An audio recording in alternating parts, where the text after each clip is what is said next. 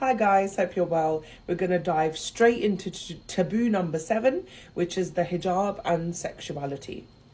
Now, wearing hijab doesn't mean you're sexless. It's a part of your power, actually. And empowering us Muslim women and keeping us confident in the way of being feminine and being a woman is a huge part of our liberation in this world. And I think the hijab itself is something that I've personally really struggled with. So let's talk about it and let's get the misunderstanding removed from this situation the best way we can. So the hijab and sexuality. Now, many people, including some within our own communities, believe that wearing hijab somewhat makes a woman unattractive or sexless or even less feminine. And in all honesty, that's exactly how I felt. But fundamentally, the truth is wearing hijab is not about hiding your beauty. It's about embracing your dignity, modesty, and inner strength. Now, I want to clarify that hijab is not only about your dressing, it's also about your behavior as well. So the hijab is essentially empowerment. It's not a symbol of submission to others.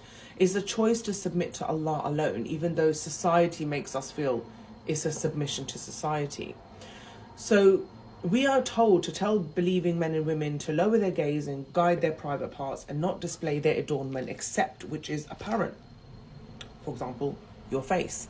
So Allah didn't tell women to cover themselves because they're unworthy. He told us to cover ourselves to preserve our dignity, to protect our inner beauty from being objectified, which is probably one of the hardest tasks in this day and age for a woman to deal with. The hijab is a sign of power, self-respect, and desire to be seen for who you are and not what you look like. Now, does that mean if you don't wear it, you're worried about all of these things? No. But hijab doesn't suppress your sexuality, which is the point of this video. The belief that hijab suppresses your sexuality is really rooted in a misunderstanding of what modesty is.